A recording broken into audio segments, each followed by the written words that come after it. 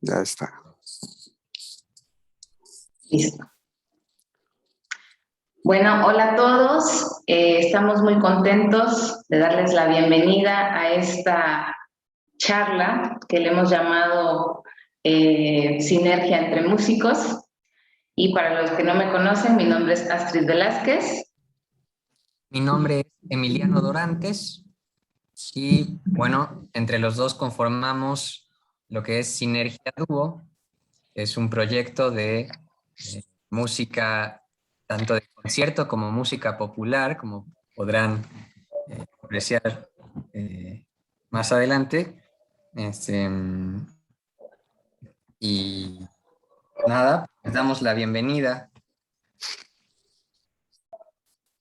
Sí, hoy tenemos un invitado especial. Bueno, a continuación tenemos un invitado especial, que es aquí el maestro Gerson, que bueno, la verdad que, bueno, primero un saludo, qué gusto tenerlo aquí con nosotros y bueno, vamos a comenzar con las preguntas. Y para los que no lo conocen, el maestro Gerson Hernández es un compositor hondureño y bueno, al que tengo el agrado de conocer. Yo también soy de Honduras y este es un gusto poder platicar con usted y aprender mucho en esta tarde, noche, día, en el horario que nos vean. Vale. Muy bien. Bueno, maestro, perdón me interrumpa, pero estamos con las preguntas. Queremos saber un poquito sobre su trayectoria, si quiere algo... Ay, perdón, me silencié sin querer. Quisiéramos saber un poco sobre su trayectoria, sus inicios en la música y cuál es su instrumento principal. Bien, muchas gracias a Astrid y a Emiliano. Es un placer estar con ustedes en esta tarde-noche, como dice Astrid. Ustedes están más frío, me imagino, porque cuando estuve en México, allá a esta hora tiraba un poquito de más frío que en mi país. Yo me inicié en la música por un accidente. Lo llamo de esta manera porque nunca pensé que iba a estudiar música. Iba a ajustar 6 años de edad cuando mi papá, me llevó a todas las escuelas públicas de mi país, de la zona donde vivíamos, para matricularme a primer grado. Pero era demasiado pequeño y muy delgado. Y el nivel de maduración emocional, decían los profesores, no estaba adecuado. Entonces no me aceptaba en ninguna escuela. Ya podía dar mis primeras letras de lectura, porque mi padre siempre fue un hombre muy autodidacta y le gustó leer mucho. En eso, en el mercado, comprando verduras, se encontró un señor que le dijo, ¿y por qué no lo llevas a esa escuela que vinieron a dejar volante los japoneses? Que es una escuela que va a ser para músicos. Mi papá se acordó que mi abuelo, que fue militar, era de esos músicos de oído fabulosos que te seguía por donde fuera. La gente cantaba y el hombre seguía por donde fuera. Entonces mi padre pensó, tal vez este tiene. Me llevó, no me hicieron el examen de inmediatamente porque también me miraron muy pequeño. Pero en ese momento estaba una profesora alemana, especialista en el método Orff en el país. Trabajaba con esa institución y le dijo a mi padre, déjemelo, voy a hacer el examen. Si me convence o si es apropiado, yo lo dejo. Me hizo el examen y bajó y me acuerdo yo que le dijo, déjemelo, tiene mucho talento.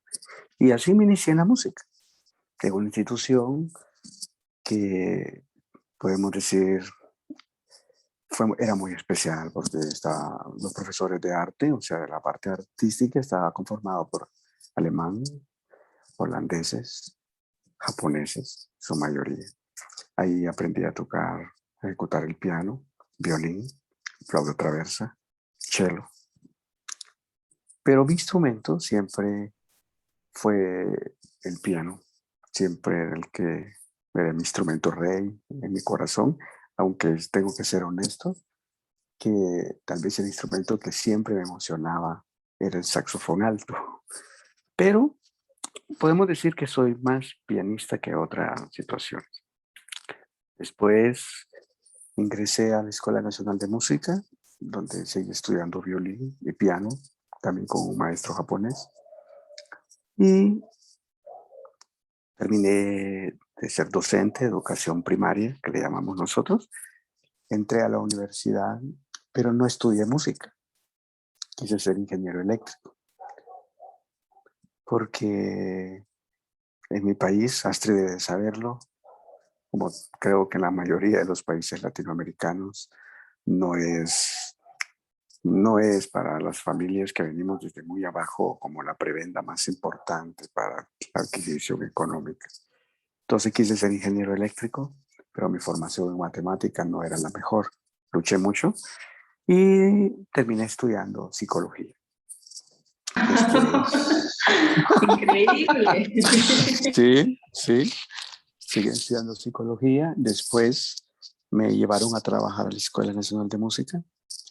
En esos tiempos, cuando estudiaba ingeniería eléctrica, trabajaba en la academia de una pianista hondureña, Pérez Matamoros, muy buena, que había estudiado en Francia. Y ella me dio trabajo, me acogió y estudiaba con ella y trabajaba. En ese tiempo me llamaron de la Escuela Nacional de Música, donde me había graduado, a trabajar. Estaba muy pequeño, tenía 19 años, era un adolescente sin experiencia. Pero la directora, que ha sido una de las exponentes de la música del piano en nuestro país, la maestra Nelia Chavarría de Pineda, me, me dio la oportunidad. Entonces, en ese momento, estudié, me fui a estudiar a la Universidad Pedagógica, donde me gradué de una licenciatura en arte. Después regresé a la Universidad Autónoma a terminar psicología. Solo me hacían falta 6 clases. Me hacía falta un semestre. Pero sentado una vez, en un momento, en una banca, tomándome un café, encontré a uno de los músicos más representativos de mi país, el maestro Julio Zelaya, que había regresado al país después de estudiar en Berkeley. Había estudiado jazz en Berkeley. Y a mí siempre me había gustado, a pesar que tenía la formación clásica toda mi vida, siempre me había gustado la sonoridad, porque tenía un maestro muy bueno en tercer y cuarto grado que él decía y me infundía ese concepto que la música es una sola, que no debía haber la diferencia entre ellas. Me decía, la música solo es música, decía. Un acorde de treceava lo miras como una treceava, pero lo puedes encontrar en Bach, aunque él no lo pensaba como una treceava, sino lo puedes encontrar en Satie, aunque no lo pensaba como una treceava, lo pensaba como una sonoridad. Entonces, esa versatilidad siempre me la influyeron. Y el profesor Julio, el cual lamento mucho su partida, murió en diciembre por la pandemia, me dijo, ven a estudiar conmigo.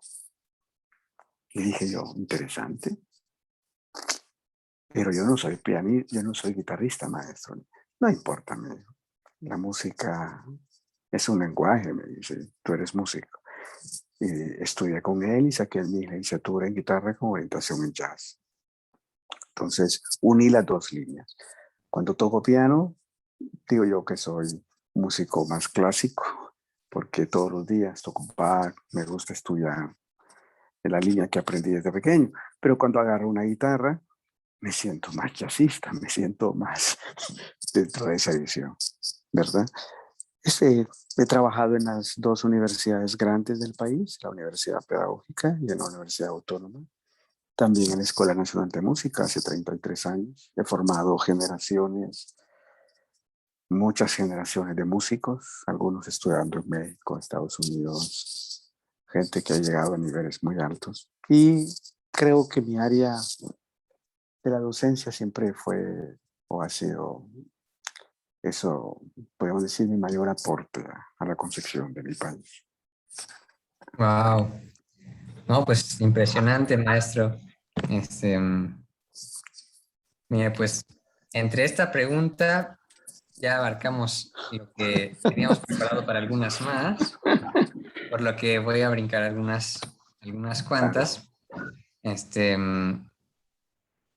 bueno, acaba de contar,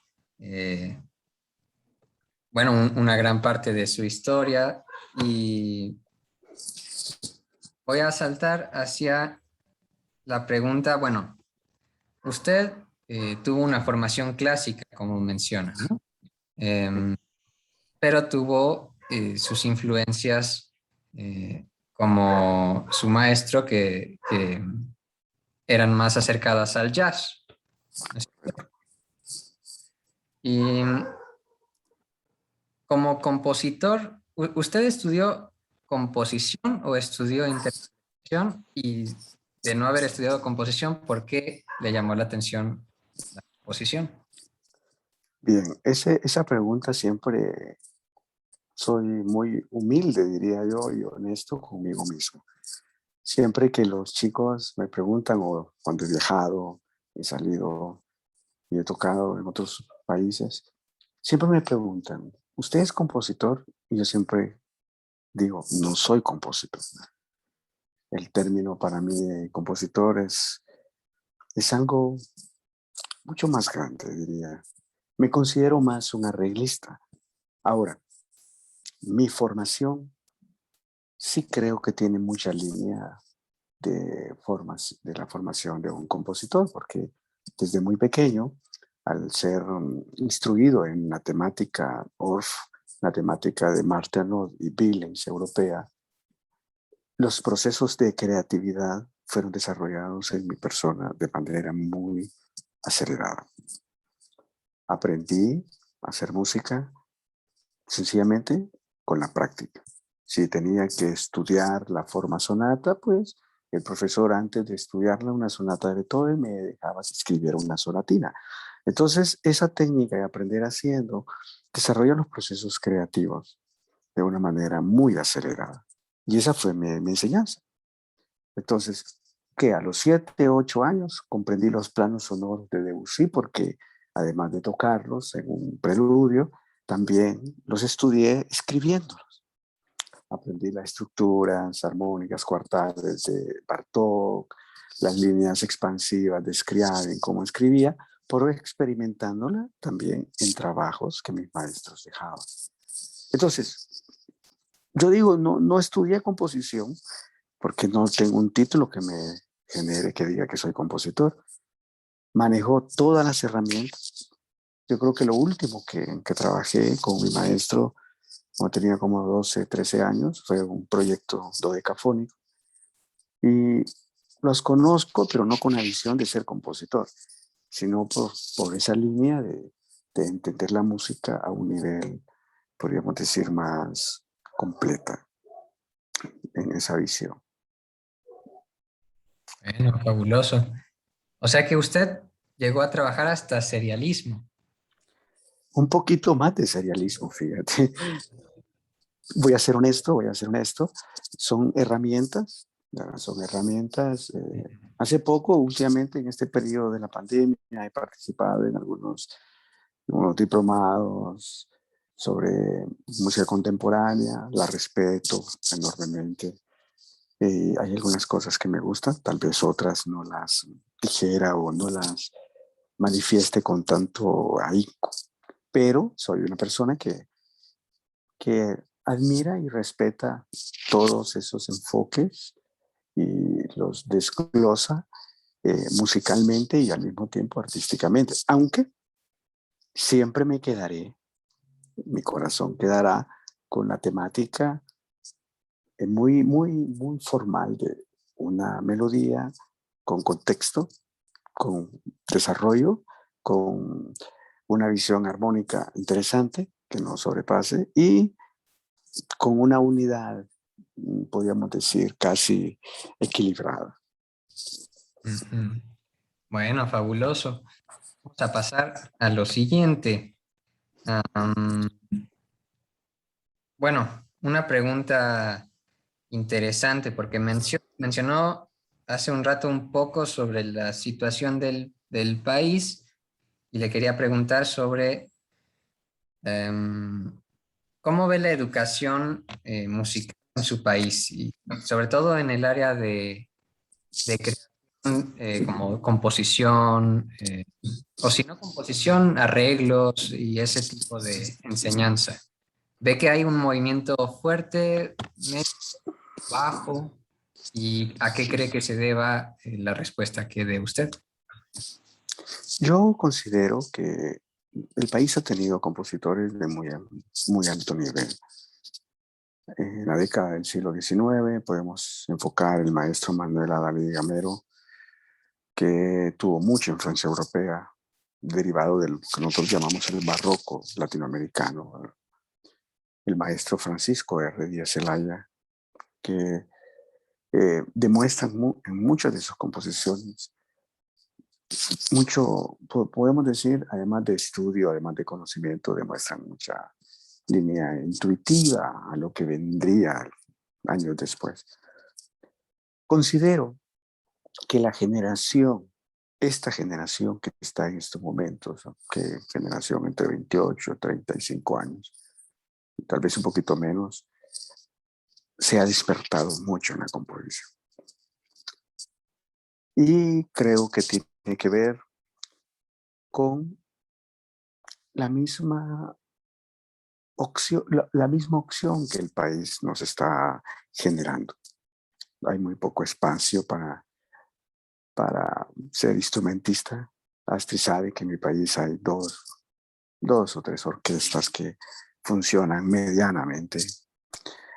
No tenemos realmente una orquesta sinfónica.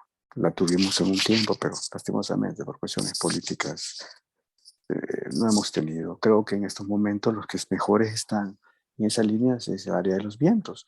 Entonces los muchachos han incursionado en la producción musical, sabiendo que la nueva línea a nivel mundial es que el arreglista sea productor y compositor al mismo tiempo.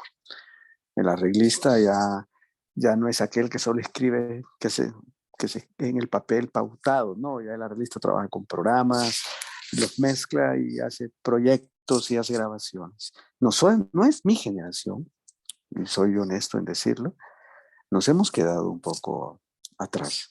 Todavía yo soy el del que agarra una hoja pautada y lo escribe. Yo escribo y cuando me obligan, en este caso, como mandarles esa obra, es porque tengo que detenerme sencillamente a escribirlo. Pero de lo contrario, no. Entonces, yo creo que el movimiento está en este momento, muy bueno. Hay muchachos que están escribiendo mucho, como Eder Zavala, el maestro Jorge Santos está escribiendo mucho, otro muchacho, Víctor, el maestro Javier Reyes. Hay mucha gente que está escribiendo mucho. En este momento están produciendo y están dando a conocer su música. Entonces, a mí en lo personal me alegra porque también están utilizando material hondureño, o sea, material autóctono hondureño, composiciones de melodías de otros compositores de hace mucho tiempo y están embelleciendo. Entonces creo que vamos por buen camino. Ahora yo a todos les digo, porque muchos de ellos fueron mis alumnos o fuimos buenos amigos, les digo que estos procesos de educación, porque por experiencia, son procesos que se dan de generaciones. Una generación indiscutiblemente supera a la otra. Ya mi generación, los músicos, ya a mi edad de 50 años, estamos sintiendo que nuestro aporte se consistirá en otra línea y darle oportunidad a esta generación briosa, con ganas. Y muchos de ellos esperamos que regresen a nuestro país con estudios en composición, con estudios en dirección, en otras áreas, para que le den ese empuje que lo necesitamos. Gracias, maestro. Sí, pues yo también estoy muy impresionada del movimiento que se está dando en el país con la composición, pese a que no hay una carrera específica para esto, ¿no? Pero siento que ese movimiento pues va a hacer que más adelante ya surja un área de especialización en la universidad Quisiera, sí, quisiera abordar solo algo pequeñísimo. Mediante esa línea, soy miembro de la comisión que ordena en este momento el rediseño curricular de la carrera y hemos apostado por introducir desde las líneas de solfeo la línea de la creatividad para fortalecer a que los chicos puedan salir con algunas competencias en las cuales puedan hacer arreglos, puedan hacer orquestaciones, puedan tener la virtud de querer escribir, de querer explorar sus propios sentimientos mediante la música. Eso está fabuloso, fabuloso. Ojalá que sí sigan adelante con este proyecto. Pues bueno, ya introduciéndonos a su música, yo quiero compartir antes de preguntar. Vamos a dar un concierto de música mesoamericana, ¿verdad? Aprovechando el bicentenario de independencia de México y de Centroamérica. Y bueno, esto nos dio la oportunidad de poder solicitar a dos compositores, uno hondureño, que lo tenemos aquí, el maestro Gerson, y otro compositor guatemalteco, para poder también difundir, ¿verdad?, la música de los compositores centroamericanos. Nuestra visión también es poder difundir la música de compositores actuales mexicanos y, bueno, la música mexicana en sí. Entonces, para nosotros es una gran oportunidad poder tocar su pieza Lolita. Y antes de preguntarle, ¿verdad?, voy a tocar el tema principal. Así como una pruebita, ¿no?, de lo que va a ser mañana, el día jueves 16 en el concierto Lolita del maestro Gerson Hernández.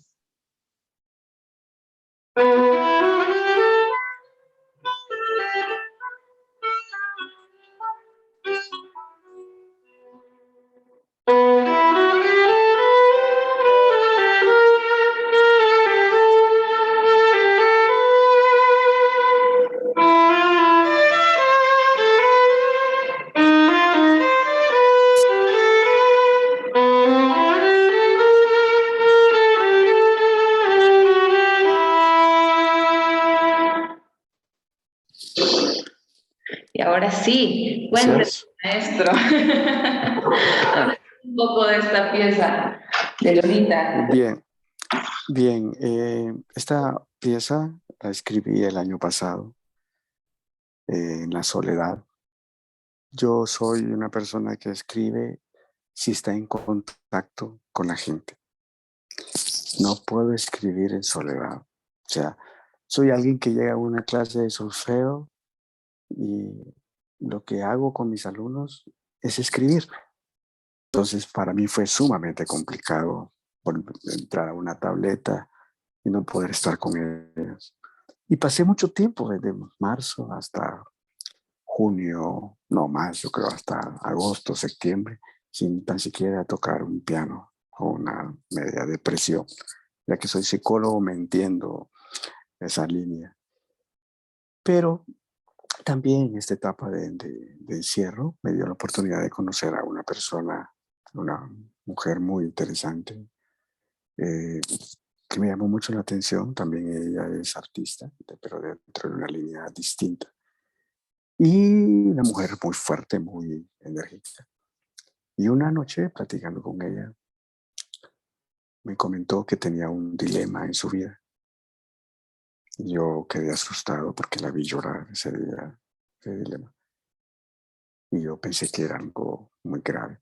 Me comentó que tenía una tía con Alzheimer de 89 años y que esa tía tenía una perrita que se llamaba Lolita, que había sido su compañera durante 20 años y que los últimos 6 meses la perrita estaba sufriendo mucho con un cáncer y que ella tenía que tomar la decisión si ponerla a dormir o dejar que muriera naturalmente.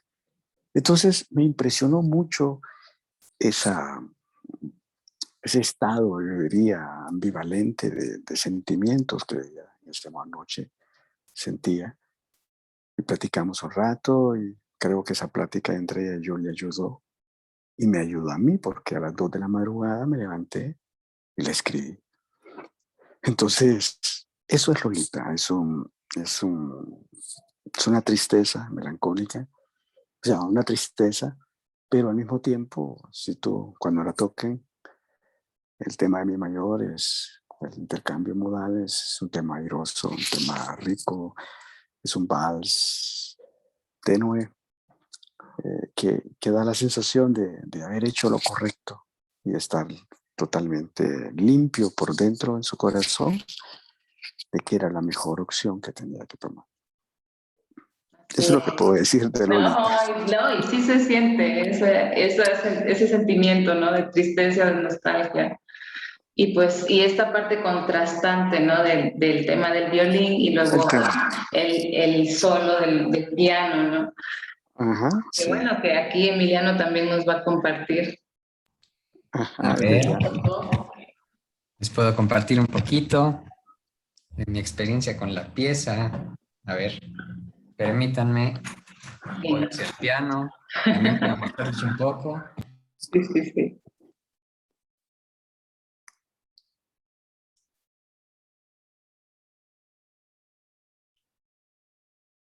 Y bueno, yo creo que en estos momentos, ¿verdad? Que hemos estado también en la pandemia, ha sido muy difícil para todos, como menciona, el estar solos mucho tiempo o el no ver a nuestras amistades, también es algo que nos pone nostálgicos a nuestras familias, ¿no? Entonces, pues es una emoción que todos hemos sentido y también la pérdida de un ser querido o de, pues en este caso, de una mascota que tantos años acompañó, ¿verdad? A esta señora, pues es algo bastante profundo y que los humanos no podemos dejar de sentir, ¿no?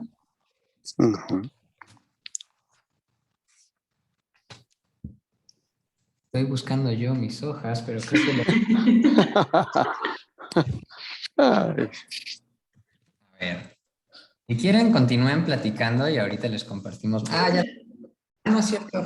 No son estos. ¿No? Continúen platicando. Tenemos como una pregunta así ajá, dime, seria, dime. ya que mencionó que pues realmente esto de transcribir o escribir digitalmente la música, pues a veces sí es un trabajo, ¿no? O es algo a lo que no está acostumbrado. O sea, ¿realmente siempre toca sus piezas de memoria?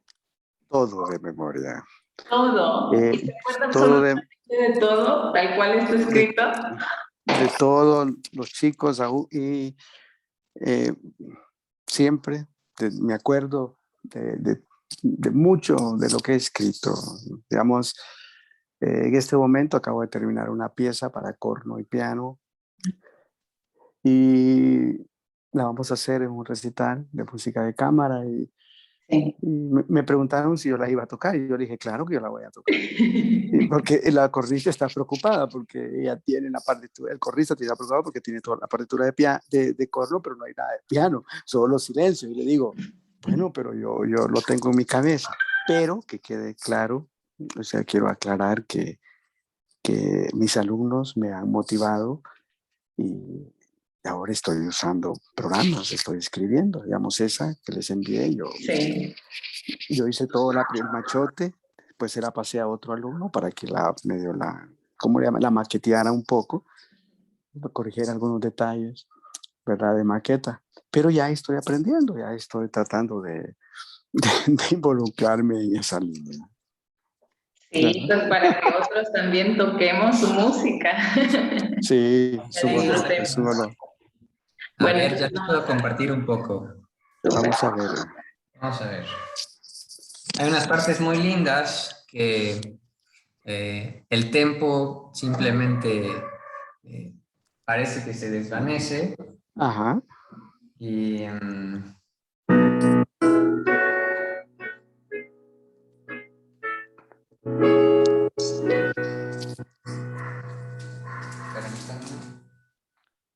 No te preocupes.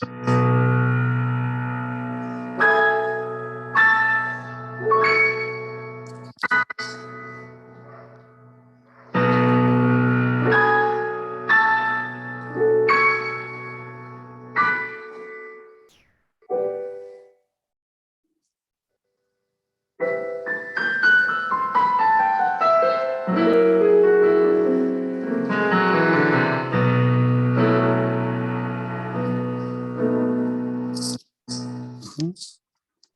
Sí, son cosas, bueno, que ya después de su explicación empiezan a cobrar sentido.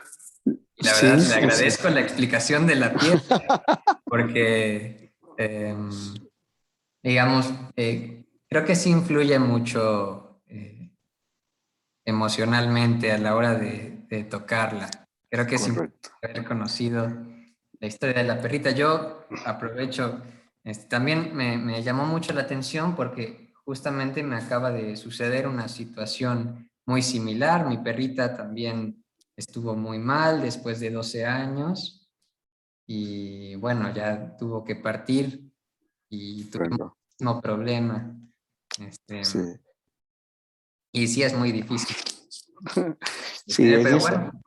en esa parte que acabas de tocar, antes de entrar al tema B, al ser psicólogo o al conocer las líneas, esa es una acción de lo que yo considero de que es el pensamiento de lo que puede pasar por una persona con una enfermedad como Alzheimer, una visión en el aire, pero con un contexto, hay algo al fondo, digamos, ese sonido sí que está quedando, es alguna base, es la base del cariño de la familia, aunque por arriba existan sonoridades totalmente diferentes, pero sí hay una base y es la familia, el que siempre están ahí cuidándote, ¿verdad? Es una parte que quise colocarla en esa estructura, de esa forma. Precioso, maestro. Pues bueno, Gracias. yo quería preguntarle si hay un lugar, una plataforma o la manera de que también se puede escuchar su música, o discos o de qué manera podemos tener acceso a su música. Fíjense que en este momento voy a editar 2 libros con la universidad. Voy a editar un libro de instantes para piano e instrumentos de cuerda. Y voy a editar también otro libro de música de cámara para orquesta, de arreglos de música hondureña para orquesta de cámara. Es siempre, yo siento que mi música anda en todos lados, porque siempre he sido sumamente abierto a eso. Digamos, hace poco se graduó un muchacho en Italia, un violinista, y me pidió que le escriba algo. Se lo di, se lo mandé. O sea, hace poco se lo alguien en Estados Unidos y le envié algo. Entonces, nunca he colgado mi música, no tengo ni un canal de YouTube. He sido totalmente antitecnológico en esa línea. Pero ha llegado el momento de empezar a editarla. Y una de las cosas, estoy en contacto porque quiero hacerlo por medio de la universidad, para que sea público, para que tenga el sustento de la línea académica. Siempre he amado la música latinoamericana, entonces quiero hacerlo para que tenga ese sustento académico. Yo creo que allá a finales del otro año tendré mis 2 publicaciones listas y ahí van a tenerlas, ¿verdad? A disposición. Perfecto, maestro. Muchas felicidades y pues estaremos al pendiente de esas Gracias. publicaciones, de darles difusión, ¿verdad? Y bueno, como última pregunta a esta hermosa plática, ¿qué consejo le podría dar a los jóvenes músicos o esos jóvenes que se quieren introducir en la música y que tienen un interés por la composición? Yo lo que les diría es lo que mi maestro, cuando tenía 7 años, profesor Aksuchi, japonés, que había ganado la medalla Debussy en Francia en ese año que estuvo en el país, una vez me dejó que escribiera algo. Me acuerdo que me dijo que escribiera una composición con una pieza libre como de 10, 20 compases. Y escribí algo muy bonito. Bueno, el criterio era bonito. Y cuando llegué, se la enseñé y la tocó. Y me dijo, está muy bonita la llovizna. Hay que esperar el aguacero. Yo era un niño de 7 años. No entendí la metáfora. Con los años comprendí que todos los días se aprende. que lo que me quería decir era que eso podía mejorarse. Entonces, lo que yo podría decirle a los chicos que se les gusta la composición, y no solo la composición, sino en todas las áreas, que es todos los días se mejora. Todos los días puedes revisarlo y mejorarlo. No hay que desanimarse. Si a veces se siente que no se avanza o uno siente que no encaja algo que quiere escribir, no hay que desanimarse. Siempre llega. Y también a tratar de ser auténtico. Tratar de dejar en lo que uno escribe lo que realmente uno es. No tratar de ser opulente, tratando de copiar al otro, ni pensando cómo escribe el otro, sino sencillamente creo que lo que la música nos enseña, la música clásica, los estudios, ustedes que están siempre también en esa línea, es que los grandes siempre nos enseñaron esa originalidad, respetando la originalidad de los demás. O sea, Händel, Vivaldi y Bach son grandes en su periodo y los tres tienen su originalidad, aunque compartan elementos, pero son originales. Entonces, hay que ser original, hay que ser original. Pues Lo que podamos ser.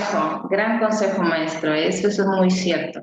¿Verdad? Debemos de buscar nuestro propio estilo, nuestra propia identidad, ¿verdad? Y ofrecer eso original a los demás.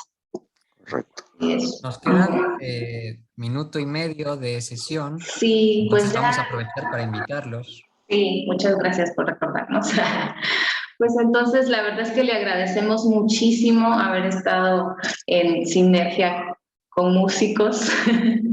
Y bueno, nada, quiero aprovechar de nuevo para invitarlos a nuestro próximo concierto este 16 de septiembre en la Casa de Nadie a las 7:30 de la noche. La entrada es de 120 pesos y vamos a tocar repertorio de música centroamericana, mexicana, y vamos a estrenar aquí en Jalapa 2 piezas, incluida la pieza Lolita del maestro Gerson Hernández, y esperamos que nos puedan acompañar.